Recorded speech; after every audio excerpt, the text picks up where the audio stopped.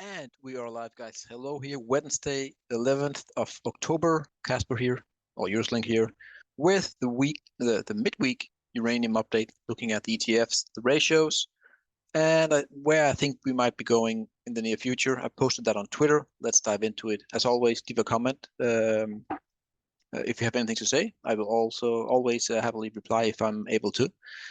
Let's do this. URA straight into business. I posted this one here. URA down to 30. 30, I'm 23. URNM down to $40 in the near future. It seems like. I want to show you the reason for that possible move in the short term, obviously. Long term, I'm very bullish. Short term, let's see. Okay, you know the deal. Let's go to the weekly here. We have the massive breakout here, major higher high, and we are in for a pullback, which we called. Actually, you can go back and look. That squeeze right there was when I started to say, all right, we are at a top for this move, for this wave up here. And what I'm seeing now is, let's go to the 4-hourly, like this. I hope you were fine with that one. The peak right there, and then it was basically a one-way street all the way down here. No pullbacks to the upside, a one-way street. And now we are in this potential bear flag, bear pennant is probably a better word for it. Two cases here, the bullish case and then the negative, the bear case, obviously. Bull case, I think if we can get above here again, above, let's call it 26.5, then I'm saying, all right, I think this could be the pullback that we're looking into. Also, then we would take out that parallel channel right there. Obviously, this one isn't confirmed yet. I just copied that one to there. That's the bullish case. Then I think, all right, we might be in for the low there. The bearish case is if we break that one right there, then I think we could be in for, and let me show you, a measured move down to, it's right there, 22.8. What did I write here? 23. Okay, but yeah, it's fairly close. Also, look at where we are. If that were to happen, I'm just going to make this one very fat. Boom, there it is. The reason why it makes sense to me is we will retest that one. That's a major triangle right there. So it actually makes sense to go all the way down there in November at some point in time. Then we're ready to go again. If that happens, that would be, in my honest opinion, a great buying opportunity. And you haven't missed much, right? The 24 was a big level to break out from, and now we're back to the $24, $23 level again, testing that major level. It totally makes sense for me. URNM, same thing, more or less. You can see the move here. The 4-hourly squeeze right there, breakdown, no pullbacks. The first pullback in that move, and we could go all the way down here to 40. Also, then we're coming down into these highs over here. You can see, so it moved down to 40. Maybe it stops here, but a full 100% measured move here is the 40. Makes sense in the short term. Also, you can see here there are some bigger topping patterns that could lead to a bigger projected move, roughly. There it is. This one calls for 38. So again, let's see what happens. Let's see what happens. But again, I would like to show you that on the weekly here, just going to remove the doodles. The doodles, there they are. Again, long term, nothing to worry about. Major higher high, as we often talked about. We took out actually four previously lower highs, lower high, lower high, lower high, major higher high. So it makes sense to make this higher low down here at some point in time. I don't think the pullback is over here. I would be surprised. I would be happy to be wrong, obviously. I think we have a leg down here to roughly 40. Let's see what happens when and if we get there. So that was the reasoning for this post right here. Do you agree? Do you disagree? I'm happily I'm opening, as you know, just to see what and where we are.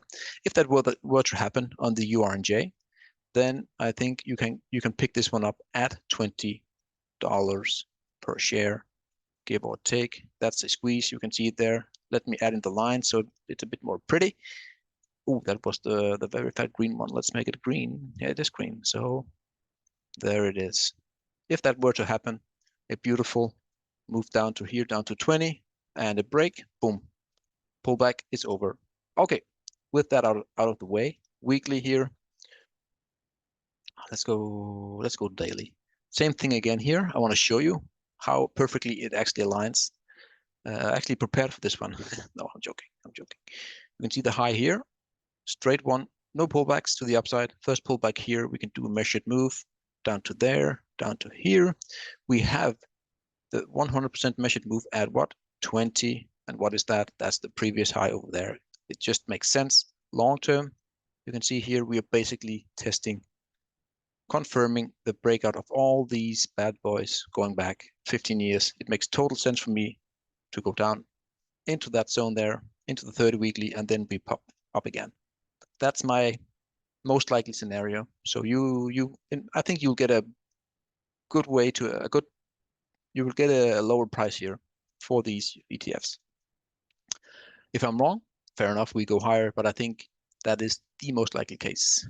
I'm just trying to be as honest as I possibly can when it comes to trading, even though it's very difficult because I love the uranium sector very, very much, as you know. Ratios, XLE divided by the SPY. Again, pulling back here together with the overall uranium sector. I hope we find some support here at this upward sloping channel. Although if you go down to here, then you could argue, again, that inverted head and shoulders could be a bit of a trouble. But for now, going to the weekly, we're still in an uptrend, but we need to get moving here. Otherwise, we actually break some pretty important trend lines on the way up, or on the way down, excuse me. XLE divided by URNM. We want this ratio to go down because URNM is you're divided by URNM, so you want this one to go down. This one we painted, beautiful. It tracked it almost perfectly. I love it. We came down here and we saw we were pretty stretched from the moving averages, and we're going for a pullback, and that's what we're getting here. So this to me looks like some sort of bearish continuation that will at some point in time probably break down. But we need like a week more, I think, before we can. Maybe if we go to the one, oh, they can't. No, we can't do that. Okay, the daily. I think this is some sort of bearish continuation, which should go down when it's breaking down at some point in time. URNM divided by the uranium spot price. Major retest there on that major long-term goal. And now we're back above again, above the neckline, which is very important. I really hope we stay above that neckline. And then we start to curl up again. I really want to stay above that $0.63 level for this ratio. Yeah, but again, still, it's not a. It is a. You can see there higher high, possibly higher low at that point on the retest, which is nice, and hopefully we start to curl up. When we break that one, then we have game on. You know this. That's the big game on confirmation of that ratio. URA divided by the uranium spot price. As you know, URA is like 30-40% solar, and the TAN ETF has been killed for the past month or two. It doesn't help the URA, and now we're back into this falling wedge. So we have a tiny false breakout here, maybe, and we really want to get back above the wedge as soon as possible. Yeah, so basically URNM looks way better in the ratio against the spot price compared to URA due to solar being killed here quite a bit for the past month or two. But solar has gotten a bit last day. I want to show you a technical. I also posted that one just very brief here. You can see here long term going back to 2009. You can see this zone here, touch resistance. And what are we getting here? Yes, we're getting a bid. Just to show you that long term support zones is also very valid here, and we're getting a bid after a major sell-off in the TAN. And yeah, just want to show you that one. That was a pretty great lookout. Okay, URA divided by, what is this? Oh, the CRBs, the overall commodities. We'll go to the weekly. We're still above this wedge here. No biggie. I hope we stay here for like Q4, I would say, because we are very stretched from the moving averages, and I don't want it to go down into that one again, because then often what you see is you go all the way down here before you have a chance to go higher. So I really want to stay above 0.09, let's call it, that high there, and let's just stay here for a long period of time. That would be the best way. URA divided by the SPY, SP 500. Again, major breakout, as you know, beautiful. Major move and major higher high. Look, you can see we took out 3, 4 lower highs right there, higher high, and now we are making some sort of higher low here in this point. If these highs don't hold, basically calling it for 0.058, give or take, then I think we're going in for that full blast low here at around, yeah, the 30 weekly and the breakout there. So if we get there, it should go in favor again, big time. And that would be perfectly healthy as well. But it will be a very deep pullback. If you add FIPS to it, you're getting into the 0.6 FIP level. This is beautiful. Again, not in favor of uranium, but you came all the way up to these highs here, and then boom, major sell-off in favor of the Nasdaq. You can see here all the way down.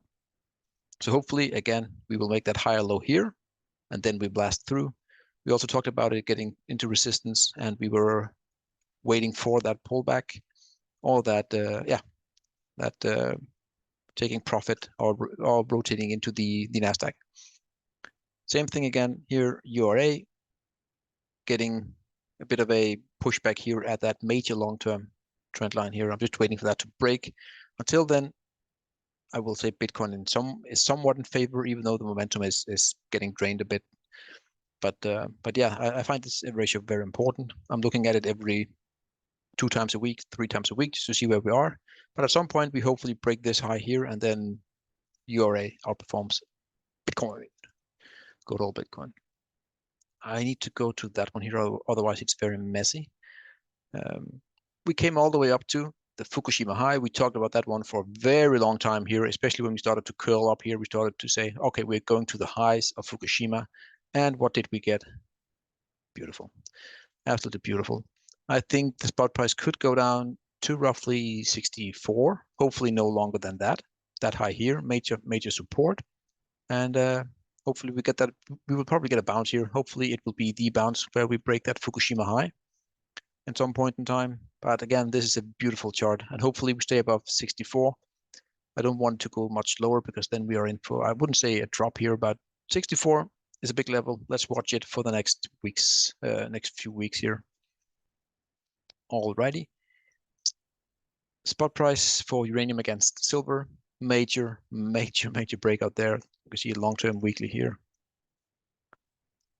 This screams that uranium spot price will outperform silver for the next 5 years or so, 3 years, 5 years. And the measured move is all way up here.